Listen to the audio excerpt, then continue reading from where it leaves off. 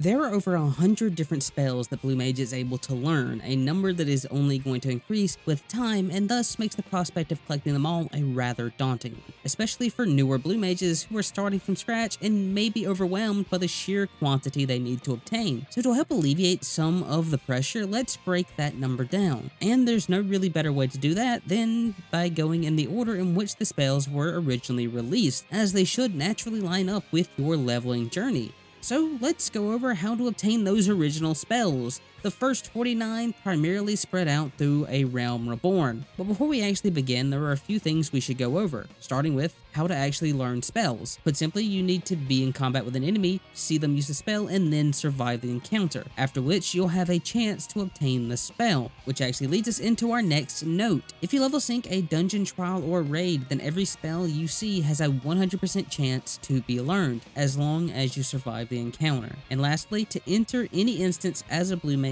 you need to have undersized priority turned on, otherwise you won't be able to do so. Okay, with all that out of the way, let's get into the actual list. Spell number 1 is Water Cannon, a 200 potency single target water attack that you'll have unlocked by default. Nothing special here. Number 2 is Flamethrower, a 220 fire cone that can be obtained from the Magitech gunship, the second boss of Keeper of the Lake. The indicator for this attack is a cast. Number 3 is Aqua Breath, a 140 water cone that inflicts the dropsy debuff. You can obtain this spell from Leviathan and Mortal Eater Hard or Ultros in the Dragon's Neck, and the indicator for the attack is an animation. Both bosses will use the attack constantly, but use the battle log to be safe. As for which instance you should choose, both are equally valid, as both have multiple spells that can be obtained, so you'll likely obtain Aqua Breath while farming other spells. Number 4 is Flying Frenzy, a 150 physical AoE that also functions as a gap closer. This spell can be obtained from the second boss of Pharaoh Sirius, Zoo.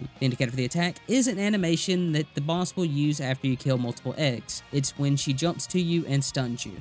Number 5 is Drill Cannons, a 200 potency physical line AoE whose potency is increased to 600 if the target is petrified. You can obtain this spell from the Vanguards in Northern Thanalan, and the indicator for this attack is a cast that will only be used once the enemy is dropped below 50%. Number 6 is High Voltage, a 180 lightning AoE whose potency is increased to 220 if the target is inflicted with dropsy. The spell also inflicts paralysis that will too be extended if the target is inflicted with dropsy. The spell can be obtained from the first boss of the first turn of Bahamut adds, and the indicator is a cast. Number 7 is Loom, a casted gap closer which can be obtained from the Balzephons from the lost city of Amphator. These are an enemy that can be found near the end of the dungeon. The indicator for the attack is an animation that the enemy will only use if you are some distance away from them. So wait for them to cast an attack and get away.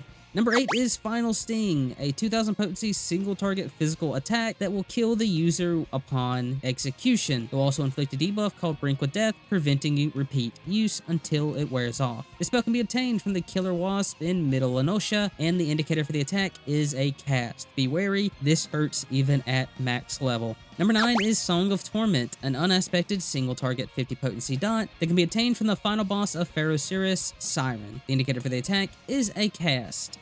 Number 10 is Glower, a 220 lightning line that inflicts paralysis. This spell can be obtained from the second boss of War Unveil, Coin Counter, and the indicator for the attack is a cast. Number 11 is Plaincracker, a 220 Earth AoE that can be obtained from the Sand Golems in Southern Thanalan. The indicator for the attack is a cast. Number 12 is Bristle, a buff that increases your next cast by 50%. It can be obtained from the Wild Boars in East Shroud, and the indicator for the attack is a buff they grant themselves. Number 13 is White Wind, a heal that is equal to your current HP. This spell can be obtained from the Totem Vendor upon learning 10 spells. Number 14 is level 5 Petrify, which petrifies enemies if their levels are a multiple of 5. This spell can be obtained from a normal enemy in Hakai Manor, the Manor Sentry. The indicator for the attack is a cast. Number 15 is Sharpened Knife, a 220 physical single target attack whose potency is increased to 450 if the target is stunned. This can be obtained from the final boss of Wondrous Palace Hard, the Tomberry King. The indicator is an animation, and it's highly recommended you check the battle log as it is subtle. Number 16 is Ice Spikes, a 40 potency ice counter that also inflicts a slow. This can be obtained from the Trickster Imps in Central Shroud, and the indicator is a cast. Number 17 is Blood Drain, an unexpected 50 potency single target attack that also restores mana. This spell can be obtained from the Sunbats in Central Thanalan, and the indicator for the attack is an animation. Use the battle log to be safe. Number 18 is Acorn Bomb, an AoE sleep that can be obtained from the Treant saplings in North Shroud. The indicator is a cast. Number 19 is Bomb Toss, a 200 potency fire AoE that also stuns. It can be obtained from the Goblin Fishers or Gamblers from Middle Lenosha, and the indicator is a cast. Number 20 is Off Guard, which is a debuff that makes the target take 5% more damage. This ability shares a cooldown with Peculiar Light and can be obtained from the Totem Vendor upon learning 5 spells.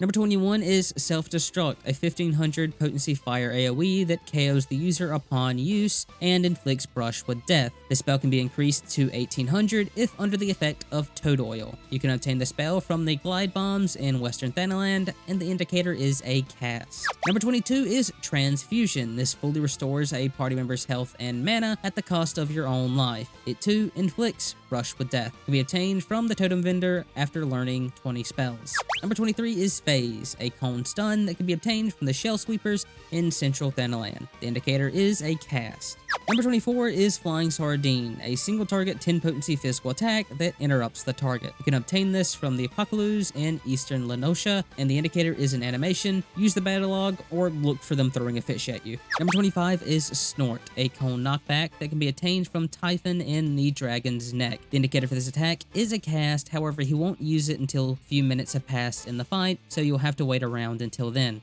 Number 26 is 4-ton Weight, a 200 potency physical AoE that also inflicts heavy. This spell can be obtained from Ultros in the Dragon's Neck, and the indicator is a cast. He'll begin using it after he drops below 80%. Number 27 is the Look, a 220 unaspected cone that increases enmity. This can be obtained from the Denizen of the Dark and Mordona, which is an enemy that only appears during the Leaf Quest, Necrologos, the Liminal Ones. The indicator for the attack is a cast. Number 28 is Bad Breath, a cone that inflicts slow, heavy, blind, paralysis, and a 20 potency dot, along with interrupting and reducing the target's damage by 10%. This spell can be obtained from the Stropers in Central Shroud, and the indicator is a cast. Number 29 is Diamondback, which reduces the damage you take by 90% but prevents you from doing any other actions. This can be obtained from Kukafera, the second boss of Stone Vigil Hard, and the indicator is a cast. Number 30 is Mighty Guard, which reduces the damage you take and deal by 40% while also increasing your enmity generation and preventing you from being interrupted. You can obtain this spell from the Totem Vendor upon learning 10 spells. Number 31 is Sticky Tongue. This pulls the target to you, stunning them and increasing enmity. You can obtain this from the Toxic Toads in Central Thanaland, and the indicator is an animation. As long as you're attacking them from a distance, they will always start with this attack. Number 32 is Toad Oil, a buff that increases your evasion for a time, along with increasing the potency of Self-destruct. This can be obtained from the Giggling Gigantoads in Western Thanaland, and the indicator is the same buff on themselves. Number 33 is the Ram's Voice, a 220 ice AoE that freezes the target. This can be obtained from the final boss of Cutter's Cry, Chimera. The indicator is a cast, and combos with number 34, the Dragon's Voice, a 200 potency lightning donut whose potency is doubled to 400 if the target is frozen. It also inflicts paralysis. And, like Ram's Voice, it is obtained from Chimera. Number 35 is Missile, a single target attack that reduces the target's current HP by half. This can be obtained from Echidnu in the Battle in the Big Keep, and the indicator is a cast. Echidnu will only use the attack when Gilgamesh transforms you into chickens, which will happen when Echidnu is around 50 or 40%. Beware dropping him below this, as he may not do the cast. Number 36 is 1000 Needles. This deals a fixed 1000 damage. You can obtain this from the Savatinder Bailers in Southern Thanaland. The indicator is a cast. Number 37 is Inkjet, a 200 potency unaspected cone that inflicts blind. This can be obtained from the final boss of Satasha Hard, the Kraken. The indicator is a cast. Number 38 is Fire Agnon, a 200 potency fire AoE that can be obtained from Kohil, the first boss of Wondrous Palace Hard. The indicator for this attack is an animation, so use the battle log to be safe.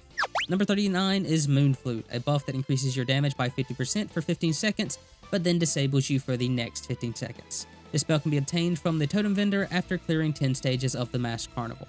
Number 40 is Tail Screw, which has a small chance of reducing the target's health to 1%. This can be obtained from the first boss of Satasha Hard, Karlabos. The indicator for the attack is a tether. However, I do have to warn this is near impossible to do solo, so if you want to obtain this spell by yourself, it is recommended you wait until Stormblood, where it can be obtained from the Cragged Claw in the Peaks, where it is an easily dodgeable cast. Number 41 is Mind Blast, a 200 potency unaspected AoE that inflicts paralysis. This spell can be obtained from the final boss of Temtara Deepcroft, Galavanth the Dominator. The indicator is a cast that he uses near the end of the fight. Number 42 is Doom. This inflicts a debuff that kills the target at the end of the duration, and this spell can be obtained from the totem vendor after clearing 20 Masked Carnival stages. Number 43 is Peculiar Light, an AoE debuff that makes the targets take 5% more magic damage. This spell can be obtained from the Lintic Mud Puppy and Mordona. The indicator is a cast. Before we get into these last spells, I need to offer a warning. These are the primal spells, and because of that, they have a very low chance of dropping if done unsynced.